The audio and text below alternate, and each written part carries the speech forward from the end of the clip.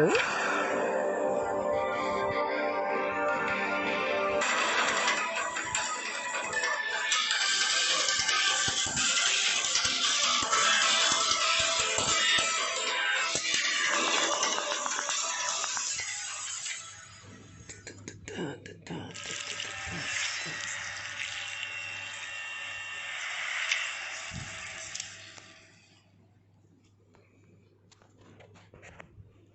Finally.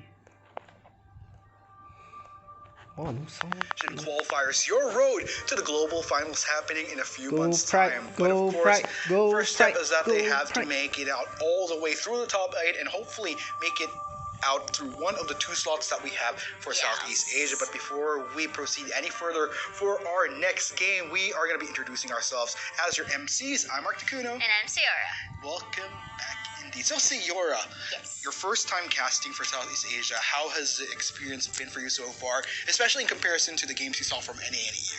I know you love a lot of NA and EU players, but how about Southeast Asia? Have you made the conversion yet?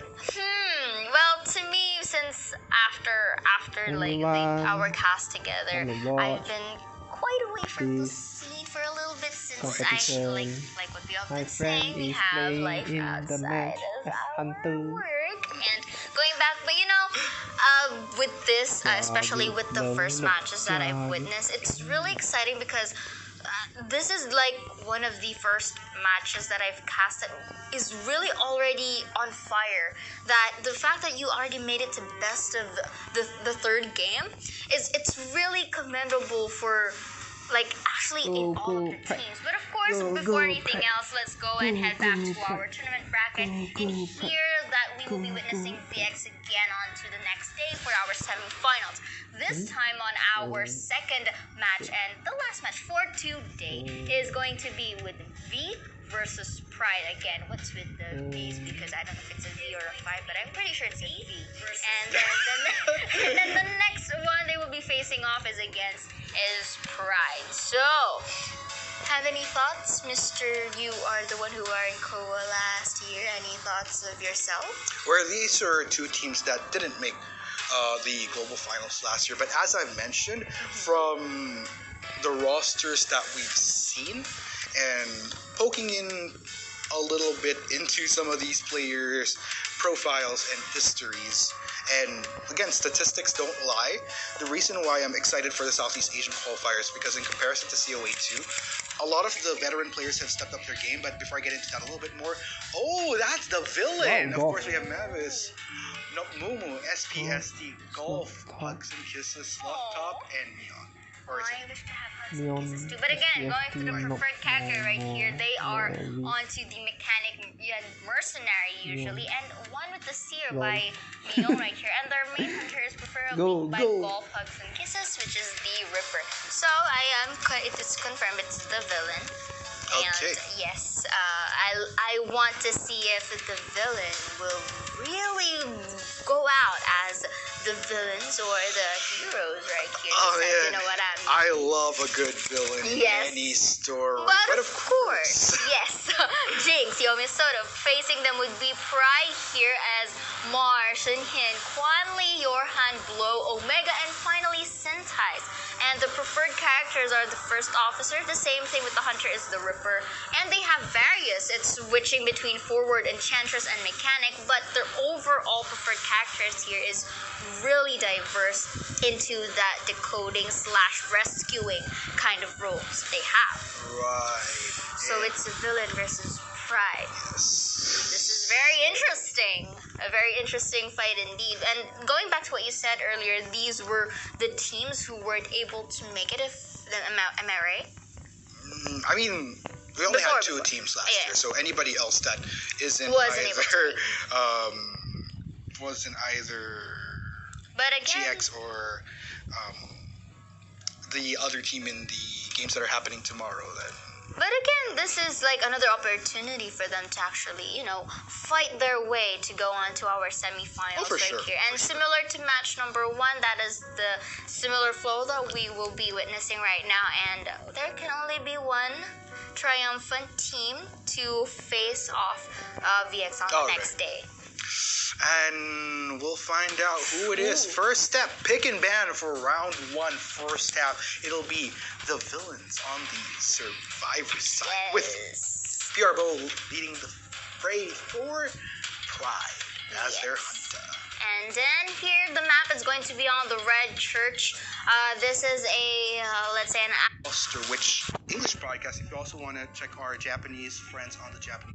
Here for the side of Pride, they are the ones who have the chance to only ban one survivor, and that is the Seer.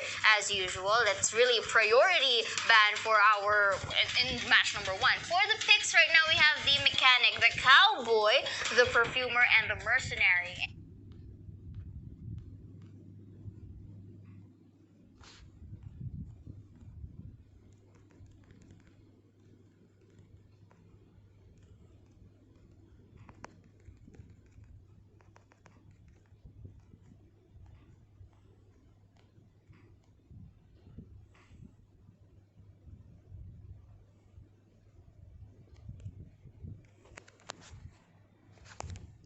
It's the year of the Queen's Valley.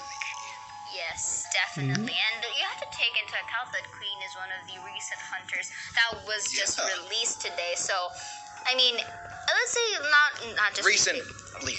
Recently, okay. I mean, of course, we all know that there were more that were new. Sister On, you know what I'm saying. And we have Bon as well. We have Guard 26. But without further ado, I think we are already into our first half of the match number 2 right here. And on the side of the hunter is going to be Pride, and on the survivors it's going to be the villain. And here so far we are onto the ruin side of the map right here on the side of the church. And just looking at the positions, looks like the first one is the mercenary to be targeted, but any usual hunter would really ignore that merc simply because it's not necessarily at the point in time, and the main target is either the perfumer or the mechanic. Okay, Blow actually trying to land this on to... Both of them have mirror images. Yeah, that's the interesting. Who's juking who in this case? Yes, definitely looks like Perfumer's gonna use that perfume, but will be able to incapacitate here with the help of his range for the side of Blow right here. And this is a good opportunity for him for the chase. But you have to take note that the mechanic is up and active on its toes, decoding and doing that cipher rush.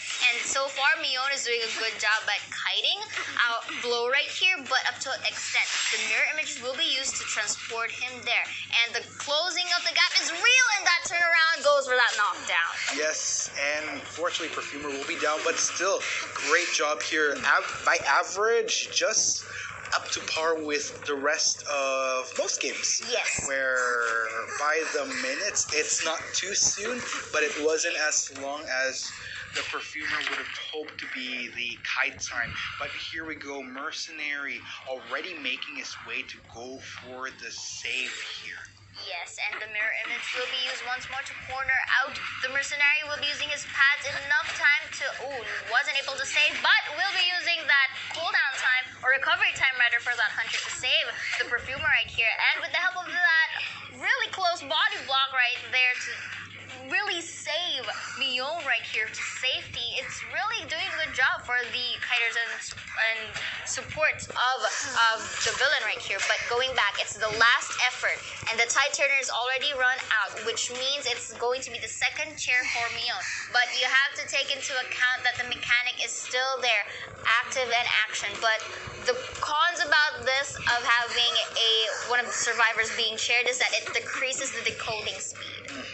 And the mercenary is injured as well, so it kind of like stacks up. It's going to be a bit difficult for the mechanic to go and target that cipher rush. But we are now down to 2 ciphers, only 3 remaining, and it's going to force out the mechanic to save the perfumer right here. Yes, and it does seem like in which case villains are going to try to juggle the aggro.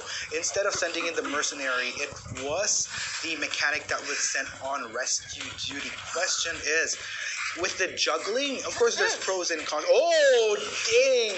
That was crazy. Looks like the block will try to come in, and the landing does meet its target in the form of the mechanic. That was a double knockdown by Pure Blow right there. It was a good job, splendid performance, just using that blink on the timely manner to surprise up to where position he's going to be. And this will be the final chair for the perfumer, unfortunately.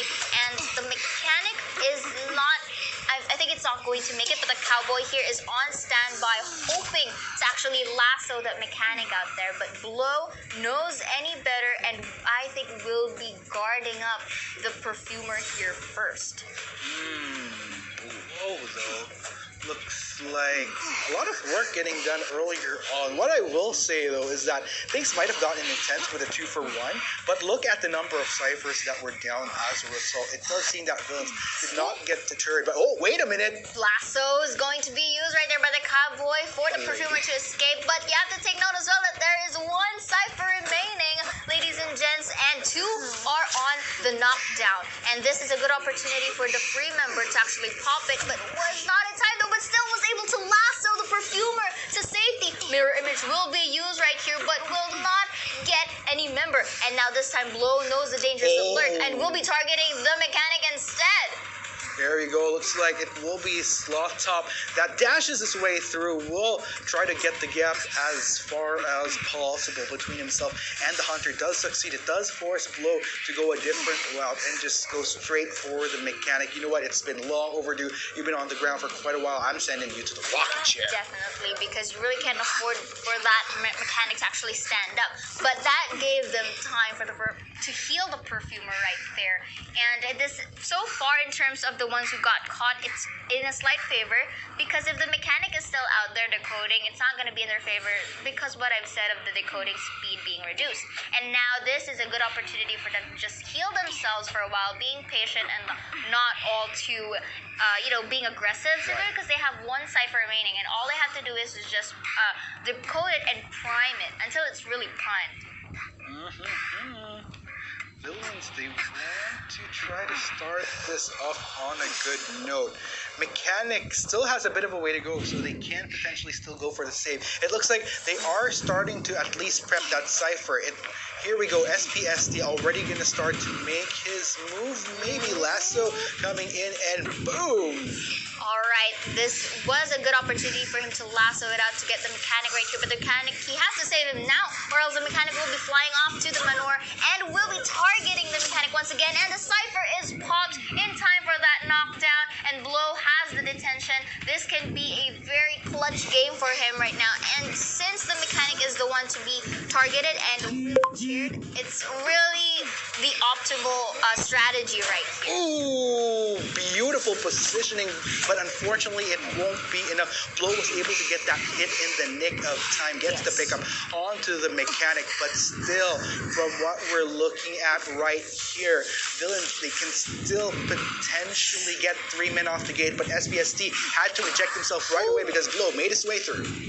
That was a very close hit for Blow right there, but the cowboy will be utilizing the ruins that is in here in the map, of course, and knowing that the mechanics of this mirror image, he has a very close call right there, but the range has to not be neglected right here, and that is the result of really getting into that range of blow in terms of his normal hits, and now he's the one next chaired. And I think the villain right here will be opting for that tie. Yep, 2 points. We'll just play it safe.